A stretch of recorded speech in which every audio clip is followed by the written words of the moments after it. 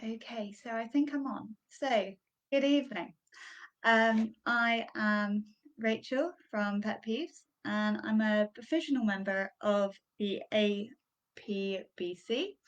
and I'm on my journey to become a fully accredited CCAB. So, tonight we're going to talk a little bit about puppy biting and play. So, when you bring your puppy home, do bear in mind that they explore the world through their mouths. So this means to ensure that all your valuables, anything that you don't want to be chewed, and also any potentially dangerous items are up out the way of your puppy. You can use pens to make sure that your puppy can't chew anything that they shouldn't be. And also you're going to fill your home with appropriate chews. So these are things like frozen carrots, Kongs, activity balls, things to get your puppy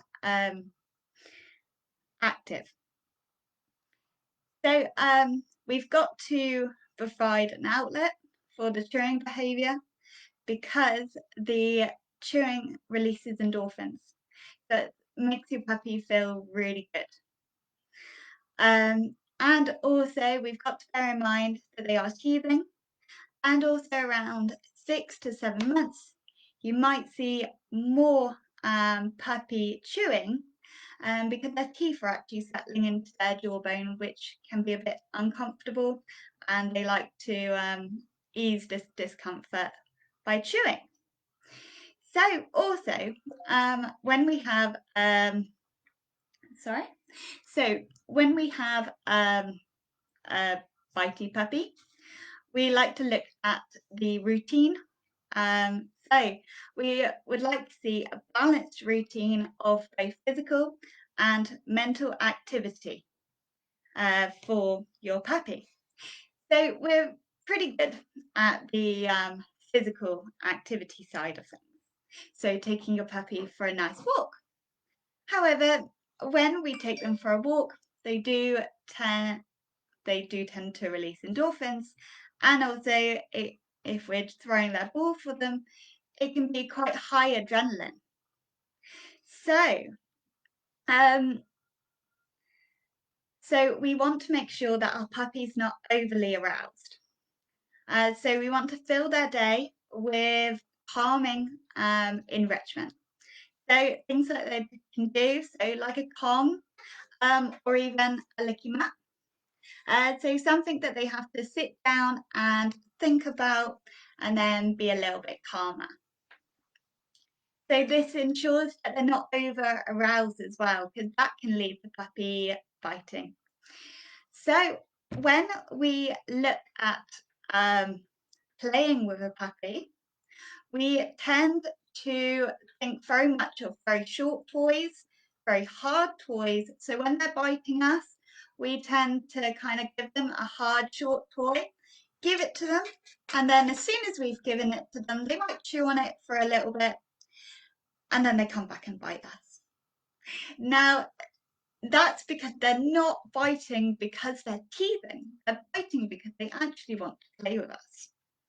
And we've got to think about playing with our puppies slightly differently.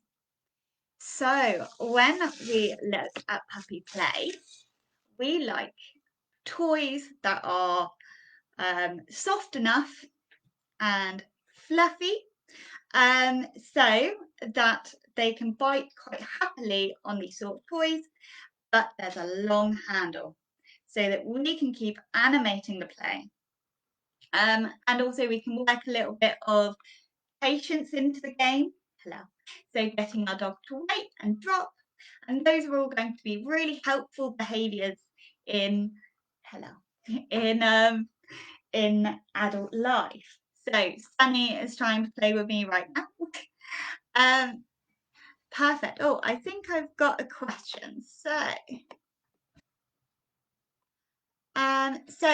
Rachel Green, I would advise that you see. So if you look on this page, you'll find a list of members, and find a member that's local to you, so they can advise you further. You probably need a vet referral just to get some advice. So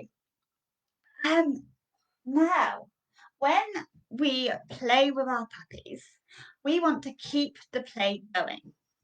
So now, hopefully, so Sunny is playing quite nicely with me right now. This is his witching hour. So what I normally advise puppy owners to do is to get a little diary going of your puppy. So you know when they're particularly bitey. So funny enough, Sunny's bitey time is about 7 o'clock. And that means that I have to be ready to play with him, to make sure that he has no opportunity to actually practice the behavior of biting me and getting attention.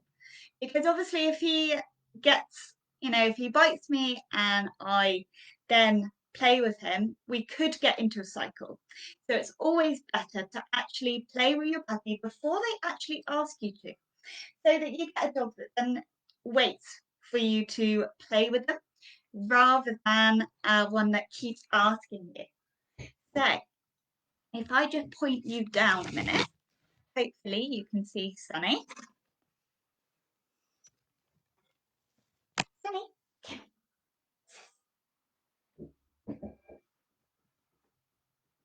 So my hands are well out the way and he's having a great time playing over there. So, Sunny, sit. Wait. So that wait can build in a little bit of self-impulse control. Okay. And then he can get released to go and play with me again. So also playing with your puppy can be quite highly arousing. So we want to make sure that we're giving them plenty of opportunities to rest. So overtired puppies will also be very bitey. And we want to make sure that, we want to make sure that they are not overtired, they are not over aroused, so they have a balanced routine. We also want to make sure that they have toileted, because sometimes puppies get a little bit, close to their threshold and they can get a little bit excited, a little bit uncomfortable when they do need to go to the loo. So Sunny is one of those puppies. He will get quite disrupted when he needs to go to the loo. So that's something always on my checklist as well, to make sure that he has been to the loo if he's particularly bitey. And also it's important to teach your puppy how to settle, so that when we're walking around the house and they're not going to be hanging off our clothes, because we have made sure that they have a balanced routine, then we've satisfied that need to play, that's satisfied the need to chew, but also then we've taught them how to settle. So many puppies and many breeds don't tend to have an off switch. They learn it as they get older and they mature. So what you can do to help your puppy settle is you can create a magic mat. So I call it magic because you're not going to be too involved in this practice. You're going to drop treats as your dog is just sat on the mat nicely, not looking at you. Perfect. So I've got another question. So tried annoying him, moving.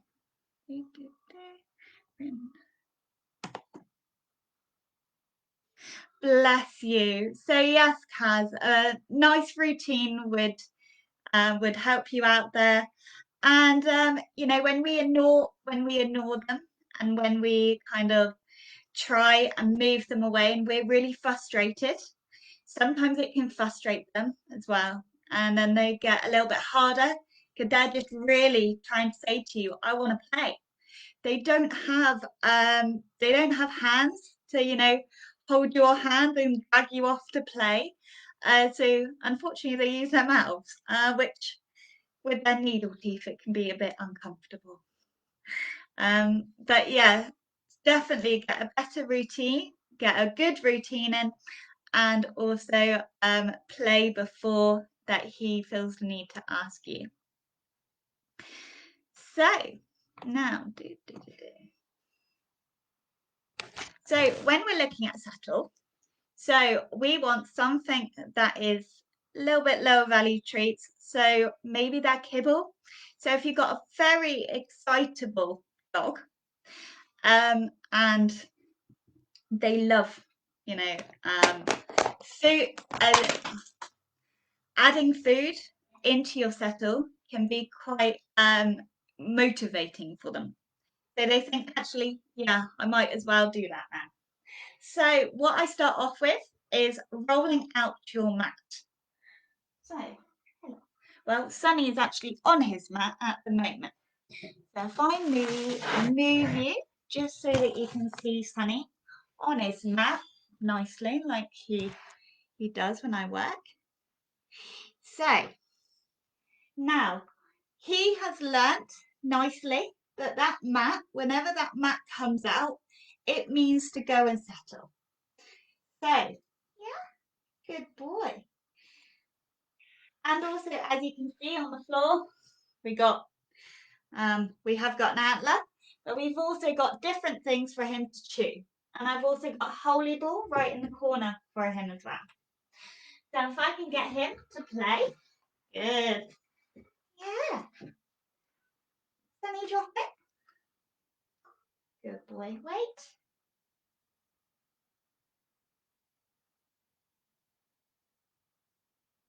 Okay. Good boy. And then if I just wanted to end play, then I would put some things on his mat. Or I would replace it with a Kong for him. So it's always a good idea when you end play to not just end it completely, because your dog's going to get frustrated if you've been playing or you've been training and suddenly it's all gone. They kind of think, well, why is it all gone? They're more likely to come up and bite you a little bit harder. So, bless.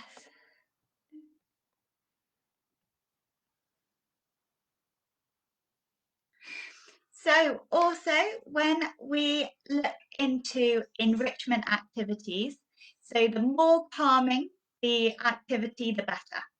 So we don't want to be, even though things that get their, just got to remove this toy because it's novel. When we look at calming enrichment, we want something that they're going to sit down and actually do, rather than keep moving away. So for Sunny, if I filled this Kong up with dry food, kibble that he could roll around, that would excite him quite a lot. And it wouldn't be the calming activity that I've aimed for it to be. And so also things,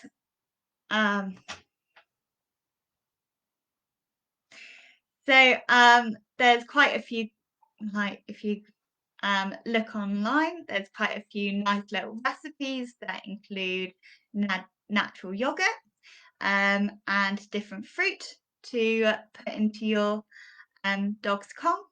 So when we look at enrichment, we tend to forget the taste aspect of things.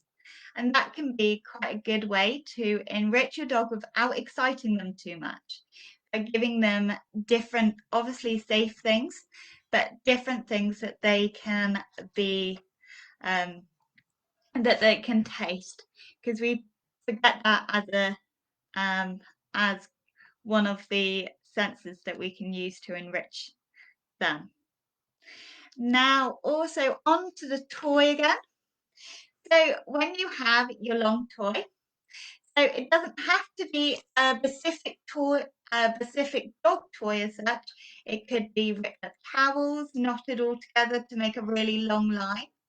It can also be a dressing gown cord or anything like that, that then it's nice and long. And if you do have children, the child could pick their own little special toy out so that they feel like it's something special between them and the dog. But playing over a stairgate can be great because when we look at changing behavior, we look at preventing what we want, so we and what we don't want. So, like I said about the pen and the stairgate, uh, and on the long toys, we want to prevent them biting our hands.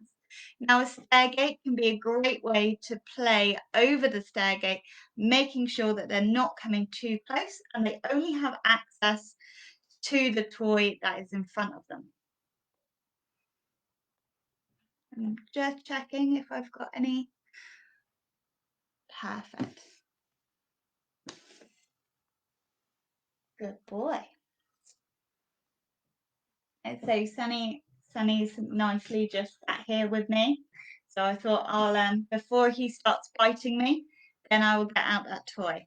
So it's always best if you keep this toy novel. So even if it's not a towel, make sure that it's up and away from them so they don't have constant access to this toy. Because sometimes it's so easy to grab something that is close to us, that's been on the floor for a couple days, and try and get the dog to play with it. However, then it's not going to be so exciting. And also, if you drop it, your hand's still moving, and they want to be playing with you, so they're going to be biting the next moving thing. Now, when it comes to your clothes, so our in my household, we actually have for about a month or two tucked all our clothes in. So we had our pajama bottoms tucked into our socks. I had like my fleece done up or cardigan tucked in so that there was no loose clothing. Because you're walking around the place and you're flapping and you're moving. And if your dog is in a really hyper excitable time, that they're going to see it as play. They're going to want to play with you, and that's why they start hanging off your clothes. So if we can carry a nice long toy with us, even if you're just getting off the sofa and going for a cup of tea, if you carry it out to the kitchen with you, when you've got your clothes tucked in, your dog will be biting the toy and playing with it rather than playing with you. Now, also about frustration, because obviously when they do bite us and we move away or we try and kind of tell them that that's not okay, dogs don't tend to understand that. They understand what they can do, but they don't understand they can't do something.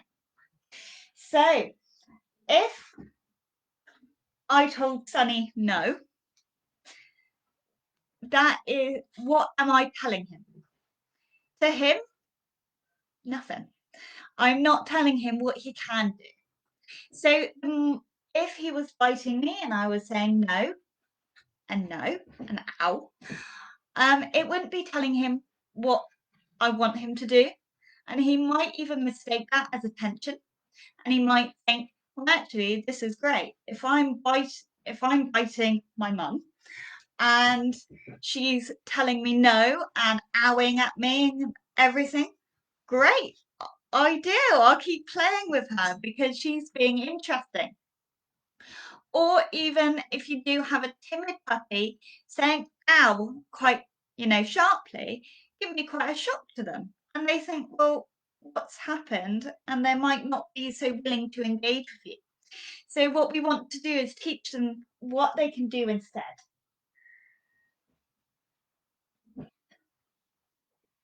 So that also you could use a positive interrupter to get your dog's attention. So, or their name. So a positive interrupter is just a nice noise. So I use a clicking with my tongue that you've conditioned your dog to give you attention for. So that you can use it to get their attention to then redirect them onto something appropriate. Now, when we say to redirect them onto something appropriate, that means pretty much like for like. So, for example, if Sunny was biting me, I would redirect him onto a toy. However, he did seem to like the coffee table, which then I've got a wooden shoe, and I redirect him onto that. Now he doesn't tend to chew the coffee table anymore. He knows that the chew that I've got him is a lot more interesting because he gets a lot more attention while he has that. I say that he's a good boy and give him some attention, praise, and sometimes even a bit of food when he's chewing it, just to make it extra positive. Because if he chews my coffee table, he gets nothing. If he chews this amazing wooden chew, that is pretty much like for like, as close as I can get without giving him another coffee table, and he gets more attention and more positivity for chewing that item. So that's going to be a more important item for him to chew than my coffee table.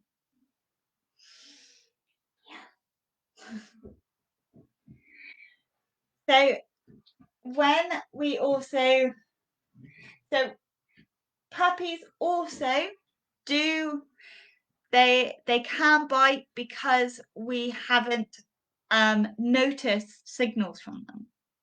Now, if you feel that your puppy is biting you out of the blue or biting you because there's no reason to it as such, then that's where it's really important to get some in-person training and in-person support, because then we can identify your puppy's triggers and then we can come to a behavior plan that would require a veterinary referral if your puppy is biting because of that they don't want to do something or that you're moving them, for example. So, yeah. Also, there is, so I personally don't teach my dogs to bite me softly, because they tend to bite, as they mature, to then ease up on their bite. But I don't give them any reason to bite harder. And so that there's no reason to bite harder. They don't get any more attention for it if they do bite me harder. But their biting is always redirected onto something more appropriate for them. So, does anyone else have any other questions at all about puppy biting or play?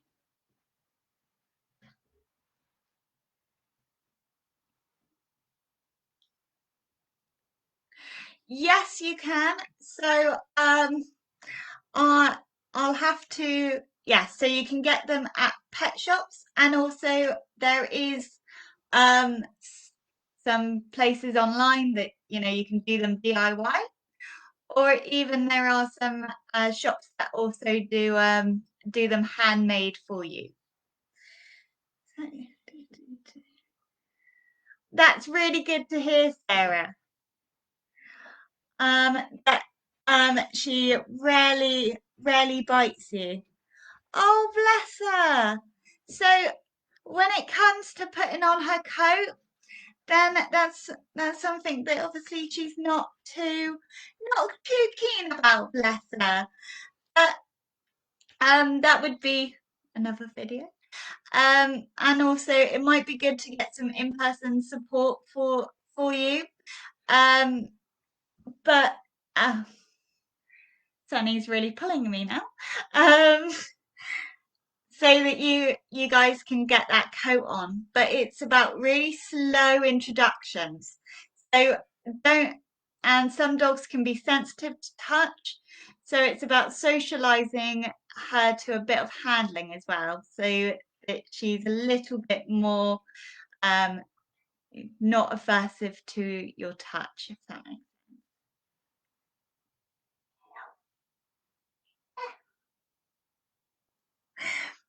Perfect, thank you. So I hope you guys have, hello, sorry. I hope you have enjoyed and found this useful at all. So also I will be answering any questions that people do put on this live video as well that might have not been able to catch it the first time round. So from me and Sunny, so have a good evening. Oh, bless us, Sarah. Hopefully that will help. So we hope that you have a good evening and have a very Merry Christmas. All right, thank you. All right, bye.